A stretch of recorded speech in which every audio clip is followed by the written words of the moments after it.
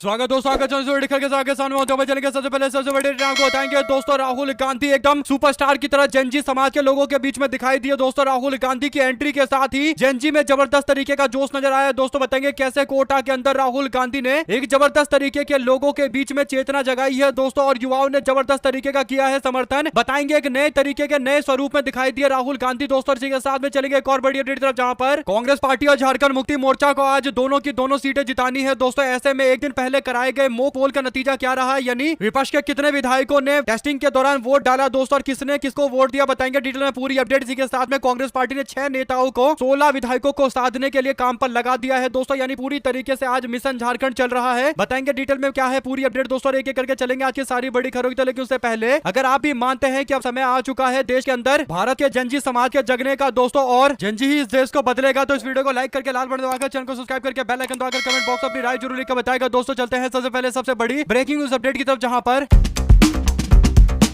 Rahul Gandhi coaching industry के सबसे बड़े हब कहे जाने वाले राजस्थान के कोटा पहुंचे दोस्तों, जहां पर जनजी बच्चों से मुलाकात करने के लिए राहुल गांधी ने कार्यक्रम का आयोजन किया दोस्तों, और एकदम नए स्टाइल में कांग्रेस पार्टी के इस रैली का आयोजन किया गया दोस्तों, जिसमें राहुल गांधी की 2 बड़ी तस्वीरें, और जैसे अमेरिका में एक राजनीतिक रैली होती है दोस्तों, बड़े बड़े लाइट लगाए जाते हैं, कैमरा लगाया जाता है और बड़े बड़े साउंड सिस्टम लगाए जाते हैं, उस तरीके का एक जनजी यानी नए तरीके के मॉडर्न तरीके की रैली राहुल गांधी ने की है दोस्तों। इस दौरान राहुल गांधी अपने पुराने कपड़ों यानी कुर्ता पजामा या फिर टी शर्ट और जीन्स के अंदर दिखाई नहीं दिए दोस्तों, बल्कि राहुल गांधी फॉर्मल कपड़े पहनकर आए हुए थे, यानी देश के जनजी समाज के लिए, खासकर बच्चों के लिए साफ तौर पर यह मैसेज क्लियर था कि उनकी आवाज उठाने वाला लोकसभा का नेता प्रतिपक्ष राहुल गांधी जनजी समाज के साथ आगे बढ़ रहा है, और जनजी जिस तरीके से देश के अंदर परिवर्तन चाहते हैं उस तरीके से राजनीतिक रैलियों के अंदर भी एक बड़ा परिवर्तन होना चाहिए दोस्तों, और एक नए तरीके का पूरा सेटअप लगाया गया था। जैसे विकसित देशों के अंदर होता है कि कोई झंडा या फिर नारेबाजी नहीं, केवल मुद्दों पर बातचीत, और राहुल गांधी की रैली में दोस्तों युवाओं की भीड़ देखकर बड़े से बड़े राजनीतिक लोग चक्कर खाकर गिर गए दोस्तों। आपको बता दें कि राहुल गांधी की ये रैली जनजी युवाओं से बातचीत करने के लिए थी दोस्तों, और कोटा वो इलाका है जहां पर परीक्षा की तैयारी यानी नीट पेपर की तैयारी होती है दोस्तों, और छात्रों की इतनी बड़ी संख्या में आई भीड़ से पता चल रहा है कि छात्रों ने साफ तौर पर राहुल गांधी के द्वारा उठाए जा रहे मुद्दों का समर्थन किया है दोस्तों। इसमें सारे बच्चे हैं जो 18, 19 साल के हैं दोस्तों, 17 साल 16 साल के, जो तैयारियां भी कर रहे हैं, यानी 1-2 साल में वोट देने के लिए तैयार है, और देश के भविष्य को गर्त में जाता देख युवाओं में नाराजगी लगातार बढ़ती जा रही है। और नीट पेपर को लेकर राहुल गांधी ने फिर से हुंकार भरते हुए धर्मेंद्र प्रधान के इस्तीफे की मांग की है दोस्तों। राहुल गांधी कहते हैं कि भारत जोड़ो यात्रा के दौरान मुझे लाखों युवा मिले जो डॉक्टर, इंजीनियर, वकील, IAS अधिकारी और सेना में जाना चाहते थे। उन्होंने कहा कि मैं जिससे सवाल पूछ रहा था केवल ये 5 चीजें सब लोग बोल रहे थे। राहुल गांधी ने कहा कि हमारा देश इतना बड़ा है, इतनी ज्यादा संभावनाएं हैं देश के अंदर, लेकिन जिससे पूछो हर बच्चा केवल ये 5 चीजें बताता है कि डॉक्टर, इंजीनियर, वकील, IAS या सेना में जाएंगे। राहुल गांधी ने कहा कि हमारे देश को सिस्टम ने केवल 5 ही ऑप्शन दिए हैं, यानी भारत की शिक्षा व्यवस्था इतनी बुरी तरीके से गर्त में है दोस्तों की केवल 5 ही ऑप्शन के इर्द गिर्द लोग अपने भविष्य के लिए आगे बढ़ते हैं। और राहुल गांधी ने इसी बात पर निशाना साधते हुए कहा कि हमारा सिस्टम पूरी तरीके से शिक्षा का कोलैप्स हो चुका है, हमें नए तरीके की शिक्षा की प्रणाली लाने की जरूरत है। और राहुल गांधी ने मंच पर बच्चों को बुलाकर उनसे सवाल पूछा दोस्तों, और बच्चों ने भी राहुल गांधी से सवाल पूछा, और इस तरीके से एकदम इंटरेक्शन चलता रहा। इससे पता चल रहा है कि एक नए तरीके की देश के अंदर हवा बह रही है दोस्तों, खासकर शिक्षा में क्रांति आजकल देश के लिए सबसे बड़ा मुद्दा है। अगर आप भी मानते हैं कि जब तक धर्मेंद्र प्रधान इस्तीफा नहीं देंगे और जब तक देश के अंदर शिक्षा में अमूलचूल परिवर्तन नहीं होगा, तब तक भारत आगे नहीं बढ़ सकता। और राहुल गांधी एकदम सही मुद्दा उठा रहे, तो अपनी राय जरूर लिखकर बताएगा, ज्यादा से ज्यादा वीडियो को शेयर कीजिएगा दोस्तों। चलते हैं एक और बड़ी खबर की तरफ, जहां पर ओपी राजभर दावा कर रहे थे कि अखिलेश यादव की पार्टी अब तृणमूल कांग्रेस और शिवसेना UBT के बाद टूटने वाली है, यानी जल्द ही अखिलेश यादव की पार्टी में फूट पड़ेगा दोस्तों। जब वो बयान दे रहे थे तो इस पर अखिलेश यादव ने प्रतिक्रिया दी। अखिलेश यादव ने कहा कि भविष्यवाणी करने वाले अपनी पार्टी की भविष्यवाणी करे, उन्हें बीजेपी 75 सीटें दे रही है, 50 या फिर सिर्फ आश्वासन दे रही है। उन्होंने कहा कि ये पार्टी जो मेरे बारे में या मेरी पार्टी के बारे में उल्टा सीधा बोल रही है, ये बीजेपी के साथ गठबंधन में अफवाह फैला रहे हैं कि भाजपा के साथ गठबंधन में है तो इनको 30 सीटें मिलेगी, और ये फैलाकर अफवाह लोगों से एडवांस पैसे मांग रहे हैं। यानी दोस्तों अखिलेश यादव ओपी राजभर आरोप लगा रहे हैं कि ओपी राजभर बीजेपी के साथ गठबंधन में है, और नेताओं को बोल रहे हैं कि उनको 30 सीटें गठबंधन में लड़ने के लिए मिलेगी, और ये बोलकर कई सारे नेताओं से पैसे वसूले जा रहे हैं ताकि उनको टिकट बाद में दिया जाए। अखिलेश यादव ने एकदम ठोका सा जवाब दिया है दोस्तों। ऐसे में एक बात है कि अखिलेश यादव ओपी राजभर पर निशाना साधने से पीछे नहीं हटते, और आने वाले दिनों के अंदर ये तीखी बहसबाजी और ज्यादा तेज देखने को मिलेगी दोस्तों। ऐसे में सुभाषपा के नेता ओपी राजभर को लेकर सोशल मीडिया पर दावे चल रहे हैं कि ओपी राजभर का बेटा अरुण राजभर समाजवादी पार्टी के नेता अखिलेश यादव से 2 दिन पहले मुलाकात करने के लिए पहुंचता है। बताया गया है कि नेताजी पिछड़ों की राजनीति बचा लीजिए, सुभाषपा का समाजवादी पार्टी में विलय करवा लीजिए। अरुण राजभर यानी ओपी राजभर के बेटे ने अखिलेश यादव से यह मांग की है। दोस्तों ऐसा मीडिया में, खासकर सोशल मीडिया पर समाजवादी पार्टी के समर्थकों के बीच में चर्चाएं चलाई जा रही है। दोस्तों आप लोग अपनी राय जरूर लिखकर बताएगा। चलते हैं एक और बड़ी अपडेट की तरफ, जिसमें झारखंड में राज्यसभा चुनाव को लेकर एक बड़ी अपडेट सामने आई है। झारखंड में राज्यसभा चुनाव को लेकर कांग्रेस पार्टी की ओर से सर्वाधिक सावधानी बरतते हुए 16 विधायकों के मतदान कराने के लिए 6 लोगों को नियुक्त कर दिया गया है। दोस्तों आपको बता दें कि 6 नेताओं की जिम्मेदारी होगी कि इन 16 विधायकों से सही से वोट करवाए। दोस्तों जिसमें प्रदेश के प्रभारी के राजू और सह प्रभारी श्री बेला प्रसाद और कांग्रेस पार्टी के पोलिंग एजेंट भी मनोनीत किए गए हैं। दोस्तों तो पार्टी ने सांसद नासिर हुसैन और मंत्री राधा कृष्ण किशोर को कांग्रेस पार्टी के उम्मीदवारों के काउंटिंग का एजेंट बनाया है। दोस्तों राजू और प्रसाद की जोड़ी क्रॉस वोटिंग करने वाले विधायकों पर नजर रखेगी। तो प्रदेश कांग्रेस के अध्यक्ष केशव मेहता कमलेश और बंधु तिर्की को पोलिंग एजेंट बनाया गया है। दोनों नेता मतदान केंद्र पर बैठकर देखेंगे कि किन किन विधायकों ने किस किस तरीके से वोट डाला है। दोस्तों एक तरीके से कांग्रेस पार्टी अपने 16 के 16 विधायकों का वोट एकजुटता के साथ पड़वाना चाहती है। और कांग्रेस पार्टी और झारखंड मुक्ति मोर्चा ने जब इंडिया गठबंधन के वोट पड़वाए दोस्तों, तो जो आंकड़े थे वो साफ तौर पर संकेत दे रहे हैं कि इंडिया गठबंधन दोनों की दोनों सीटें जीतेगी। दोस्तों यानी प्रणव झा भी जीतेंगे और बैद्यनाथ राम भी चुनाव जीत जाएंगे। ऐसे में दोस्तों आपको बता दें कि 18 तारीख को यानी आज 2 सीटों पर वोट डाले जाएंगे और 3 उम्मीदवार मैदान में है। यानी बीजेपी ने निर्दलीय को उतार दिया है, तो मामला त्रिकोणीय बन चुका है। दोस्तों इसीलिए वोट डाला जा रहा है। ऐसे में वित्त मंत्री राधा कृष्ण किशोर के अनुसार झारखंड मुक्ति मोर्चा के प्रत्याशी बैद्यनाथ राम को 29 वोट मिले हैं। यानी बीते दिन मॉक पोल करवाया गया और इस दौरान कांग्रेस पार्टी के प्रत्याशी को 27 वोट मिले हैं। दोस्तों और क्योंकि 28 वोट चाहिए चुनाव जिताने के लिए, तो 29 वोट बैद्यनाथ राम के लिए रखा गया है, तो वो आराम से चुनाव जीत जाएंगे। बाकी जो 1 वोट की कमी कांग्रेस पार्टी के प्रत्याशी प्रणव झा को रहेगी, वो आराम से दूसरे फेज के अंदर वोट प्राप्त कर लेंगे। तो कह सकते हैं कि मॉक पोल के अंदर पूरी तरीके से बता दिया गया है विधायकों को कि कैसे वोट देना है, तो गलत तरीके से वोट देने का कोई मतलब ही नहीं बनता। ऐसे में आप देखते हैं आगे क्या कुछ होने वाला है। तो दोस्तों क्योंकि एक उद्योगपति परिमल नाथ वानी यहाँ चुनाव लड़ रहे हैं और आप लोग जानते हैं कि उद्योगपति जब चुनाव लड़ता है तो किस तरीके की हरकतें होती है। दोस्तों इसी के साथ में राजस्थान के राजनीतिक गलियारों में अचानक से हलचलें तेज इसलिए थी दोस्तों क्योंकि नेता प्रतिपक्ष राहुल गांधी कोटा पहुंचे थे। कोटा में राहुल गांधी का प्लेन पहुंचता है, यानी चार्टर प्लेन से राहुल गांधी कोटा पहुंचते हैं। इससे पहले उनके ट्रेन से यात्रा को लेकर खबर सामने आ रही दोस्तों, लेकिन सुरक्षा कारणों से उनको सुरक्षा कर्मियों ने कहा कि आपको ट्रेन से नहीं बल्कि किसी और रास्ते से जाना चाहिए। इसके बाद राहुल गांधी को चार्टर प्लेन से राजस्थान लेकर आया गया। 3:15 बजे के आसपास राहुल गांधी का प्लेन कोटा एयरपोर्ट पर उतरता है। कांग्रेस पार्टी के सारे नेता स्वागत करने के लिए खड़े रहते हैं और एयरपोर्ट से राहुल गांधी सीधे नेहरू गार्डन के अंदर एक निजी होटल के लिए रवाना हो जाते हैं। 4 बजे से लेकर 7:30 बजे तक होटल के विभिन्न छात्र संगठन और प्रतियोगी परीक्षा की तैयारी कर रहे युवाओं के प्रतिनिधि मंडल से राहुल गांधी सीधा संवाद करते हैं। 8 बजे राहुल गांधी कोटा के प्रसिद्ध दशहरा मैदान के अंदर श्री राम रंगमंच में आयोजित कार्यक्रम में शामिल होते हैं। दोस्तों यानी एक लंबा चौड़ा राहुल गांधी का कार्यक्रम था जो पूरी तरीके से सफल कहा जा सकता है। इसी के साथ में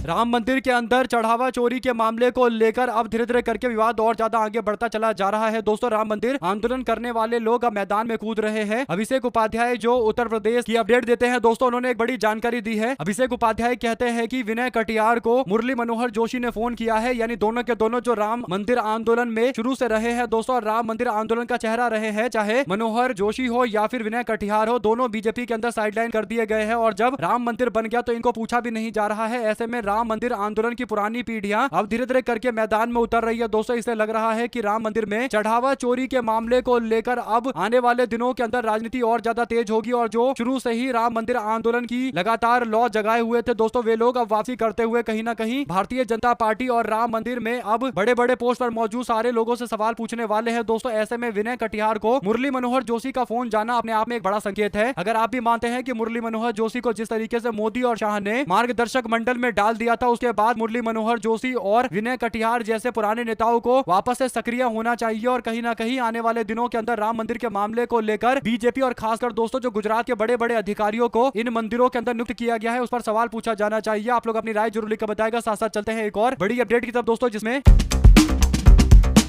अगले होने वाले पेपर यानी अब जो पेपर होने वाला है दोस्तों नीट का, उसको तैयारी को लेकर भारतीय जनता पार्टी ने टेलीग्राम नाम के ऐप को ही बैन कर दिया है। दोस्तों टेलीग्राम वो ऐप है जहां से बच्चे पढ़ाई लिखाई का मटेरियल हासिल करते हैं, चाहे नोट्स हो या टेस्ट सीरीज हो या डिस्कशन हो, इस तरीके की चीजें होती है और वो सुविधा छीन लेना। पेपर लीक का समाधान कैसे हुआ ये सवाल पूछा गया है। ये फुल प्रूफ भी नहीं है। ये देश का हर छात्र जानता है कि पेपर लीक माफिया भी फिर अगला बैन किस पर लगाएंगे, व्हाट्सएप पर लगाएंगे क्या? यानी भारतीय जनता पार्टी की सरकार के अप्रोच को लेकर यानी जो दृष्टिकोण है दोस्तों उसी को लेकर राहुल गांधी निशाना साध रहे हैं। बात एकदम सही है, यानी पेपर लीक इस देश के अंदर समस्या है। ये समस्या नहीं है कि पेपर लीक होने के बाद कैसे फैलाया जाता है। फैलाने के तो लाखों तरीके सोशल मीडिया पर मौजूद हैं। अगर टेलीग्राम को बैन कर देंगे, किसी दूसरे रास्ते से पेपर लीक करके उसे वायरल करा दिया जाएगा। व्हाट्सएप एक माध्यम है, ऐसे ही दुनिया भर के ऐप है दोस्तों जिसे आराम से फैलाया जा सकता है। तो उन ऐप को बैन करना जहां से फैलाया जा सकता है, ये कोई समाधान नहीं है। यानी पेपर लीक होने से रोकना ये एक बड़ा काम है सरकार का और इस पर ही ध्यान देना चाहिए। पेपर लीक होने के बाद कैसे फैलेगा और कौन से ऐप पर बैन लगा दिया जाएगा, ये सब केवल हवा में तीर चलाने वाली बात है। और राहुल गांधी इसी बात पर बोल रहे हैं कि बीमारी की जड़ पर एक भी वार नहीं, क्योंकि पेपर लीक माफिया इसी सरकार की देखरेख में फल फूल रहे हैं, युवाओं को आंसू रुला रहे हैं। और मोदी जी दिखावा छोड़िए, माफिया पर वार कीजिए, छात्रों पर नहीं। छात्रों की गूंज सुन लीजिए, वरना देश के युवा अपना हक लेना जानते हैं। ऐसे में दोस्तों आप लोग क्या राय देना चाहते हैं, लिखकर जरूर बताएगा। चलते हैं एक और बड़ी अपडेट की तरफ, जिसमें समाजवादी पार्टी के राष्ट्रीय अध्यक्ष अखिलेश यादव ने इशारों में सुहेलदेव भारतीय समाज पार्टी के चीफ और योगी सरकार के मंत्री ओपी राजभर पर निशाना साधा दोस्तों। और उन्होंने दावा किया कि ओपी राजभर एडवांस में पैसा ले रहे हैं टिकट को लेकर और दावा कर रहे हैं कि उनको 30 सीटें दी जाएगी। सोशल मीडिया साइट पर अखिलेश यादव ने जवाब इसलिए दिया दोस्तों क्योंकि ओपी राजभर बोल रहे थे कि पार्टी टूट जाएगी। रामगोपाल यादव ने एक भारतीय जनता पार्टी को रिपोर्ट सौंपी है, जिसमें समाजवादी पार्टी के लोगों पर कौन कौन से मुकदमे दायर है, ये सारी अपडेट दी गई है। खनन घोटाला, गोमती रिवर फ्रंट के पापियों के नाम दिए गए हैं और इस तरीके की बातें कर दावा किया जा रहा है कि जैसे टीएमसी टूटी है, जिस तरीके से शिवसेना यूबीटी लगभग टूट चुकी है, तो वैसे ही समाजवादी पार्टी भी टूट जाएगी दोस्तों। अखिलेश यादव ने कहा कि हमारी पार्टी कमजोर पार्टी नहीं है, मजबूत पार्टी है और हमारी पार्टी के लोग विचारधारा से जुड़े हैं और ये टूटने वाला तो बिल्कुल नहीं है और हम लोग आम जनता से जुड़े राजनीति करते हैं। कुल मिलाकर दोस्तों अखिलेश यादव इसके बाद ओपी राजभर को जमकर खड़ी खोटी सुनाते भी हैं। आप लोग क्या कुछ कहना चाहते हैं, क्योंकि अखिलेश यादव ने एक और बयान देते हुए दोस्तों ये कहा कि हमारी पार्टी मजबूती के साथ बरकरार है और काम कर रही है। पिछले वर्ष में कई तरीके की चुनौतियों का हमने एक दौर देखा है, उतार चढ़ाव देखे हैं। बीजेपी का मुकाबला करने से इच्छुक राजनीतिक कार्यकर्ताओं को साहस और दृढ़ विश्वास की जरूरत होती है। अगर बीजेपी को चुनौती देनी है तो बहादुर लोगों की एक टीम होनी चाहिए। पहले ही घोषणा कर दी गई थी कि बीजेपी से दल बदल करने का प्रयास नहीं करेंगे। मैंने पहले ही कहा था कि मैं बीजेपी को नहीं तोड़ूंगा, लेकिन जहां बीजेपी अन्य दलों को तोड़ रही है, उनके सांसदों को अपने पाले में कर रही है, वहीं उत्तर प्रदेश के अंदर उनके अपने विधायक है जो पाला बदलने की तैयारी कर रहे हैं। ऐसे कई लोग हैं जो उचित समय पर अपने पत्ते खोलेंगे, उन पर भरोसा नहीं किया जा सकता। तो कुल मिलाकर अखिलेश यादव संकेत दे रहे हैं कि भाजपा वाले अगर तोड़ फोड़ की सोच रहे होंगे तो अखिलेश यादव के पास भी अगला प्लान तैयार है। ऐसे में दोस्तों सबको पता है कि अब ये उत्तर प्रदेश की और रुख करेंगे और उत्तर प्रदेश के अंदर कहीं ना कहीं फूट डालने के लिए समाजवादी पार्टी में कई सारे लोगों को पनपाया जाएगा। आप लोग अपनी राय जरूर लिखकर बताएगा। साथ साथ ऑल्ट न्यूज ने ग्राउंड रिपोर्ट की है दोस्तों, जिसके हैरान करने वाले आंकड़े सामने आए हैं। बंगाल में चुनाव नहीं हुए, चुनाव के नतीजे चुनाव आयोग ने पहले तय कर दिए थे। ये आरोप लगाते हुए सोशल मीडिया पर लोगों ने ऑल्ट न्यूज के द्वारा किए जा रहे दावे का जिक्र किया है दोस्तों। न्यू टाउन की एक सीट है जिसका रिजल्ट सबसे बाद में घोषित किया गया, वहां खुली बेईमानी के साथ में बीजेपी को जिताया गया। 88% मतदाताओं वाले बंगाल के न्यू टाउन में एक बूथ पर बीजेपी को 97% वोट मिले, जबकि सीपीआईएम वालों को 1 वोट और टीएमसी वालों को 5 वोट मिले। मुसलमान पारा इलाके के लोगों ने कहा कि यह तो असंभव है कि हमारे इलाके से बीजेपी को 97% वोट मिल जाएगा। और लोगों ने सवाल खड़ा किया दोस्तों, बीजेपी जहां प्रचार भी नहीं करने गई थी, 95% वोट से ज्यादा बीजेपी को मिला। चुनाव आयोग और बीजेपी ने चुनाव और लोकतंत्र दोनों का मजाक बना दिया है। अंकित जैन जो ऑल्ट न्यूज के पत्रकार है दोस्तों, उनकी तरफ से यह दावा किया गया। और ऐसे में अगर आप भी मानते हैं कि कहीं ना कहीं पश्चिम बंगाल को लेकर एक के बाद एक कई सारी रिपोर्टें चौंकाने वाली है दोस्तों, और इन रिपोर्टों से पता चल रहा है कि देश के अंदर चुनाव की प्रक्रिया गंभीर सवालों के घेरे में है। आप लोग अपनी राय जरूर लिखकर बताएगा दोस्तों। एक और तस्वीर बीजेपी वालों को राजस्थान के अंदर बुरी तरीके से परेशान कर सकती है और ये तस्वीर है दोस्तों सचिन पायलट और अशोक गहलोत की। जो अपडेट है वो ये की एयरपोर्ट पर राहुल गांधी का इंतजार करने के लिए सारे नेता मौजूद है, जिसमें गोविंद सिंह डोटासरा और सचिन पायलट के साथ साथ अशोक गहलोत दिखाई दे रहे हैं दोस्तों। सारे खिलखिलाकर हंस रहे हैं। कोई हंसने वाली बात बोली गई थी जिस पर ये सबके सब एकजुटता के साथ हंसे खिलखिलाते नजर आ रहे हैं। इसे दूर दूर तक नहीं लग रहा कि सचिन पायलट और अशोक गहलोत के बीच में कोई भी एक विवाद है दोस्तों। वैसे भी अगर आप देखेंगे तो सचिन पायलट कभी भी अशोक गहलोत को लेकर कुछ भी उल्टा बयान नहीं देते, क्योंकि वो अशोक गहलोत को एक सीनियर नेता के तौर पर देखते हैं और एक टाइम के बाद अशोक गहलोत भी सचिन पायलट का समर्थन करते हुए नजर आते हैं दोस्तों। तो ऐसे में राजस्थान के अंदर रस्साकसी जरूर चलती है, लेकिन संगठन पूरी तरीके से एकजुट है, ये बात तो एकदम स्पष्ट कहा जा सकता है। इसके पीछे सबसे बड़ा योगदान अगर किसी का है तो गोविंद सिंह डोटासरा का है दोस्तों, जिन्होंने प्रदेश के अंदर कांग्रेस पार्टी के संगठन को खेमेबाजी में टूटने नहीं दिया, सबको एकजुट करके कांग्रेसी बनाकर लड़ाई लड़वाई है। और यही बड़ा कारण है कि आज की डेट में अगर आप कांग्रेस पार्टी की केंद्रीय इकाई देखेंगे या फिर राज्य इकाई देखेंगे तो उसमें आपको बड़ी संख्या में कांग्रेस पार्टी के लोग दिखाई देंगे। और कांग्रेस पार्टी असल में अभी आज की डेट में अगर कहीं किसी प्रदेश से चल रही है दोस्तों तो वो राजस्थान प्रदेश से चल रही है। ज्यादातर कांग्रेस के शीर्ष नेतृत्व के लोग या फिर अलग अलग संगठनों के अध्यक्ष जो आते हैं वो राजस्थान से आ रहे हैं। तो कांग्रेस पार्टी की एक लीडरशिप राजस्थान से उभर कर आ रही है। से पता चलता है कि कांग्रेस पार्टी ने राजस्थान के अंदर एक बहुत बड़ी तैयारी कर रखी है, लीडरशिप तैयार कर रखी है दोस्तों। और ये सब लोग आपस में बातचीत करते हुए संगठन की एकजुटता दिखा रहे हैं। अगर आप भी मानते हैं कि बीजेपी के नेता और राजस्थान के मुख्यमंत्री भजन लाल शर्मा, जिनको कोई जानता नहीं था, आने वाले चुनाव से पहले जब एक माहौल बीजेपी के खिलाफ बनता जा रहा है दोस्तों, तो फिर अगले चुनाव तक फिर उनको कोई जानेगा नहीं, क्योंकि सत्ता से बेदखल कर दिए जाएंगे। अगर आप भी मानते हैं कि भजन लाल शर्मा को लेकर एक बहुत जोरदार तरीके का सत्ता विरोधी लहर है, तो राय जरूर लिखकर बताएगा दोस्तों। इसी के साथ में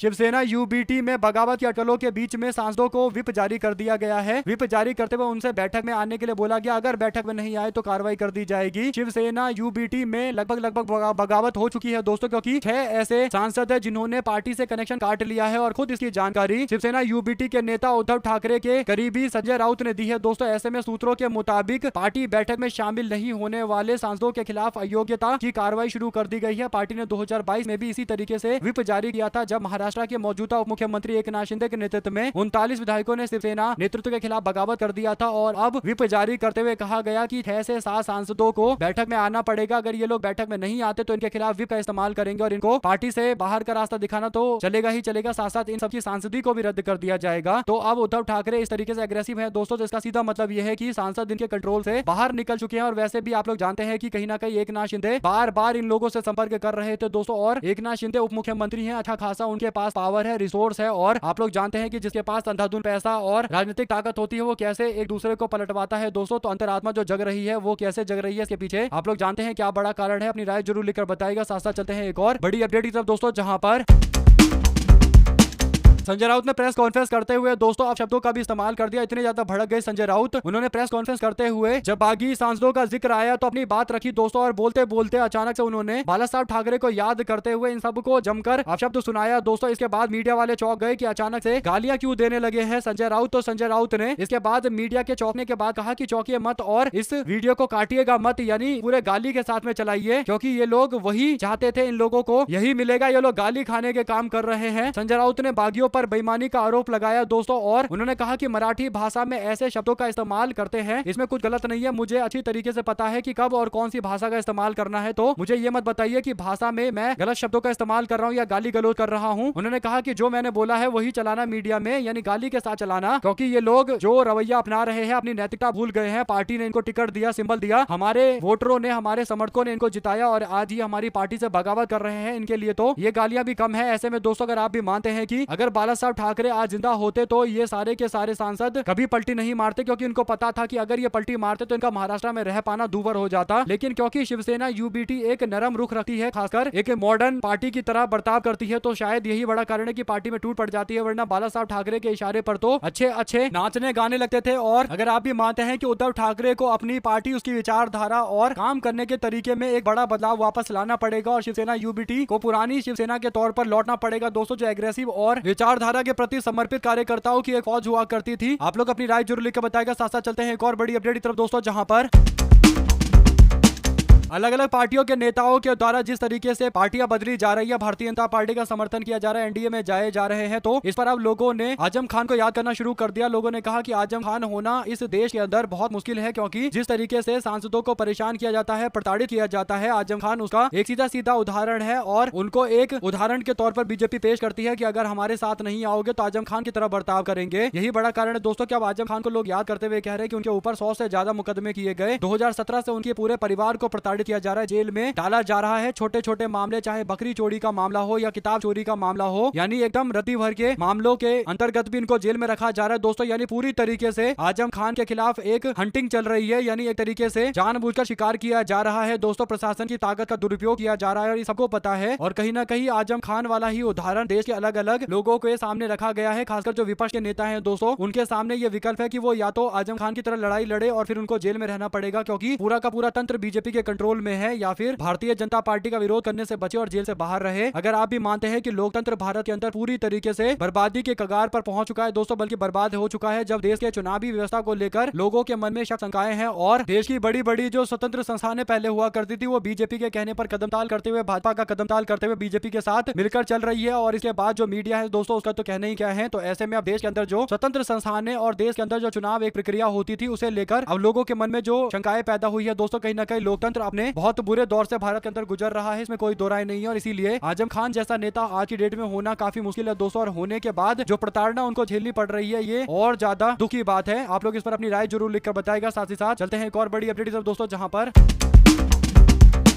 आस्था और श्रद्धा और जन कल्याण का संकल्प लेकर उत्तर प्रदेश कांग्रेस कमेटी के अध्यक्ष अजय राय 18 तारीख को आज पावन अयोध्या धाम में प्रभु श्री राम और संकट मोचन बजरंग बली के श्री चरणों में शीश नवाने पहुंचेंगे दोस्तों। ऐसे में 10:30 बजे दर्शन पूजन श्री राम जन्मभूमि में, 11:30 बजे दर्शन पूजन श्री हनुमानगढ़ी मंदिर में, और इस पावन अवसर पर सबको बुला रहे हैं कांग्रेस पार्टी के नेता दोस्तों। ऐसे में अगर आप लोगों को एक भी खबर अच्छी लगी हो तो इस वीडियो को लाइक करके लाल बटन दबाकर चैनल को सब्सक्राइब करके बेल आइकन दबाकर कमेंट बॉक्स में अपनी राय जरूर लिखकर बताएगा। ज्यादा से ज्यादा वीडियो को शेयर कीजिएगा। बहुत बहुत धन्यवाद। जय हिंद, जय भारत।